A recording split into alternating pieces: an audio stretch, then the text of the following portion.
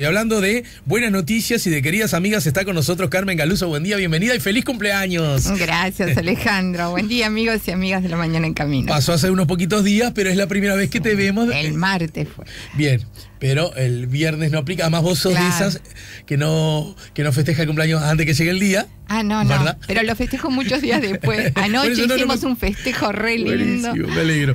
Bueno, y ayer el escritor sí. esa mano yo le metía un poquito de color, pero no, casi no exageré cuando... la verdad que en algún punto siento que estuvo bueno que no estuvieras porque te hubiera dado una especie de vergüencita conociéndote.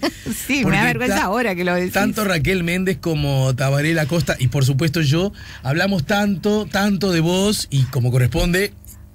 Y también, que bueno, que era como decir, yo pensaba la gente que no te conoce que estaría ahí, pero ¿quién es esta mujer? Me hicieron Bueno, estuvo muy lindo el encuentro ayer. Yo estaba trabajando, pero sí, no podía ir. Tu taller literario, otro de los que coordinás, ¿no? Bueno, ¿y hoy para dónde rumbiamos, mi querida Carmen? Bueno, hoy rumbiamos, mira, por varias razones, dice que a veces uno siente algo y piensa, y estuve en estos días pensando mucho en John Reed. John Reed, el periodista, el poeta, el corresponsal, el activista político, que nació allá por 1887 en Oregon, en Estados Unidos, y que murió en 1920 en Moscú. Y ya cuando uno dice, un gringo que en esa época muere en Moscú, no le suena raro, ¿no? Sí. Suena muy raro. Pero bueno, no es común. No es común, ¿no? Bueno, haciendo así como un picoteo de la historia de este americano, norteamericano, que nace en una familia acomodada. Su padre era un hombre de negocios exitoso y su mamá también venía de una familia de dinero, de la industria, que estudió en Harvard, ¿no? Que ahora es importante, pero en esa época también, pero que se dedica pronto al periodismo, le atrae mucho el periodismo, y muy joven pasa a ser corresponsal de guerra. Y en 1911 va a México, en plena guerra mexicana, y acompaña ni más ni menos al emblemático líder revolucionario Pancho Villa. Y ahí es cuando su cabeza, que ya venía, porque su papá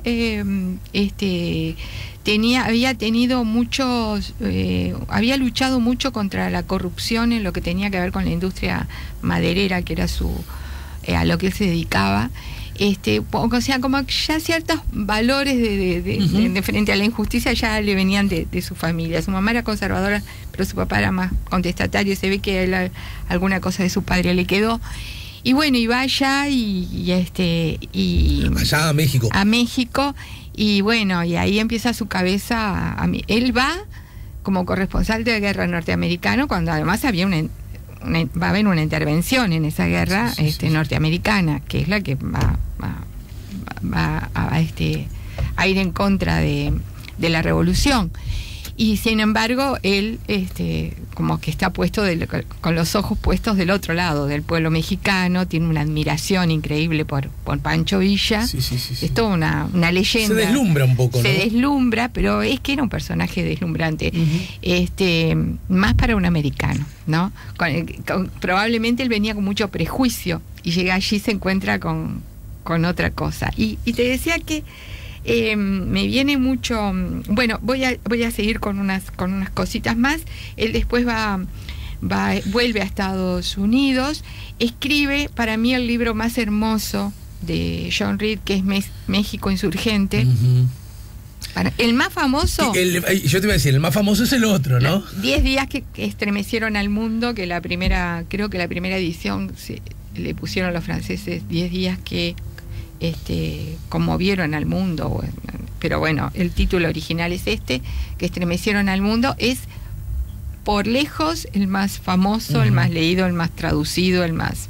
Alude a la Revolución Rusa, porque él estuvo allí, conoció a Lenin, estuvo en toda la movida primera, porque él va como corresponsal de guerra a Europa, y ahí es que se acerca a Rusia.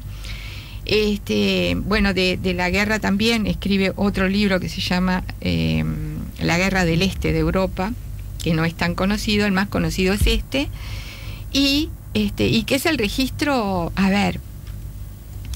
es el registro desde el punto de vista hasta histórico, muy emblemático, porque hasta ese momento la historia registraba a los grandes personajes, y este hombre toma registro también de esos héroes anónimos del común del pueblo. Le interesaban mucho los afiches. Hay unas anécdotas de su esposa que dice que cuando no podía conseguir el afiche, los arrancaba de la pared, y a veces como en ese momento las aguas estaban muy confusas, pegaban un afiche contra otro. Un día dice que se lleva al hotel 16 afiches pegados uno sobre otro y logra sacarlos. Y entonces, bueno, la esposa era periodista también, una feminista muy conocida, muy activa. Louise Bryan, ¿no? Ahí está, Louise Bryan. Y que lo acompaña a México no, pero lo acompaña a Rusia. A Rusia. ¿Sabés que yo le tengo que agradecer ahora, que ya que levantaste el centro cabeceo, a Cinemateca, porque yo conocí esta historia gracias a Cinemateca, porque como socio de Cinemateca que fui, bueno, me veía hasta, no sé, hasta... Sí, a mí me pasó lo mismo. Y eran los años además de la dictadura, entonces...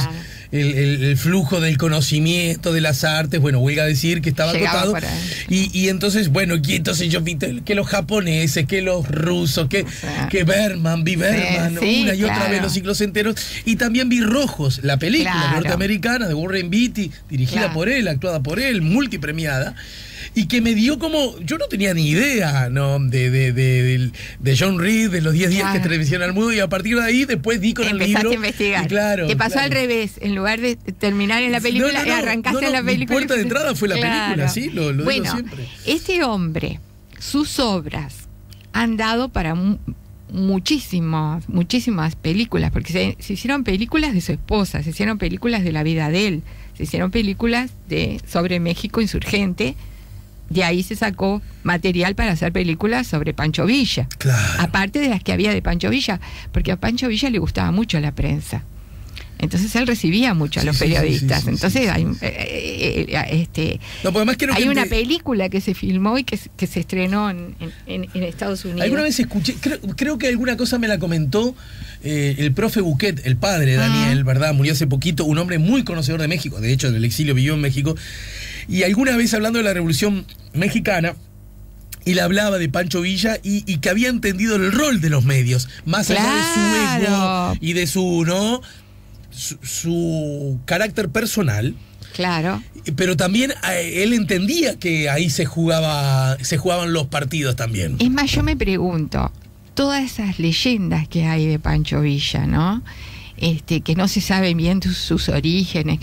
¿Cuánto de eso el propio Pancho Villa no ha querido aclarar? Porque eso, viste, cuando él era funcional. Pero claro, 80 leyendas de Pancho Villa. Porque, bueno, además de que, claro, él tenía una historia por la que se justificaba que él tuviera también esa... ¿no? Un bandido que se integra en la revolución. Pero también como llegó a ser bandido. Entonces todo es todo para filmar y para novelar y para... Bueno. Este hombre que va decía, él era poeta y su poesía nunca llegó a ser ni reconocida, ni admirada, ni registrada. Pero ¿qué pasa? Cuando tú lees México insurgente, no es el caso cuando lees Los 10 días, que tiene un registro más histórico, más de crónica histórica, ¿tá? Periodística histórica, real. Este hombre es un precursor de la crónica, que hoy está remozándose en muchos autores, está muy de moda la crónica. Bueno, él es es de los primeros que empieza a instaurar esta crónica. Y ahora que se está moviendo esto del mundial también, otra cosa genial es que en esa época el cronista iba y daba su mirada de lo que veía en el lugar que fuera, en México, en este caso, o en Rusia. Sí. Que ahora, la CNN, por ejemplo, tiene muchos cronistas del país que son los del país. Sí, sí, claro, claro. Entonces vos ves el que transmite de Argentina, Sí, sí, el que sí. transmite de México, y no es lo mismo, porque no es lo mismo el que te está dando el Claro, registro claro. desde su lugar que el que va con ojos Está bien. nuevos, inocentes, si querés. Está bien. Hay una gran diferencia igual. La diferencia es buenísimo advertirla.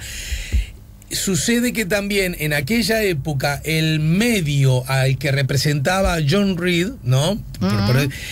Era un medio que iban a consumir los compatriotas coterráneos de John Reed. Claro. En las grandes cadenas de televisión, globalización y avance tecnológico mediante, CNN lo ve el señor que vive en Estados Unidos y el señor que vive en Durazno y Convención. Claro. Entonces, en algún punto, está la mejor manera de tener una mirada más global es que sea alguien de cada lugar siempre, ¿viste? Claro, yo no sé ni cuál es mejor ni cuál es No, Digo pero que son que bien es distinto. que es bien diferente, Perfecto, ¿no? sí, sí. Y bueno, es que él empieza a escribir también cuando empiezan a pulular los medios masivos de los diarios, los medios masivos de comunicación empiezan en esa época a masificarse realmente. Entonces, bueno, era muy importante el corresponsal, ¿no? Que fuera porque no era que se iban a quedar uno en un ámbito cerrado, sino que realmente se empezaba a llegar a mucha gente. Vos decime cómo andamos de tiempo. Estamos de los 10 días. A mí me encantaría seguir con este tema más allá de tu. ¿Sí? Sí, porque me dieron ganas de meter. ¿Será que.? Bueno, podemos siento que la corremos tan de atrás. Tan de atrás, ¿no? es cierto. Y además me parece muy interesante desde otra perspectiva, y es el rol de los medios de comunicación, los periodistas, sí, claro. cómo son capaces de jugar un rol en el conocimiento, en la narración, en el relato que tenemos de los hechos, ¿no? Bueno, yo no sé si a mí me da la óptica, estaría bueno tomarlo desde. No, pero el solo hecho de que nos hables de los 10 días que conmovieron, que estremecieron el mundo, y del México insurgente para reivindicar esta figura de John Reed, alcanza. Hacerle un cierrecito ahora y después lo vemos a ver. No, lo que quería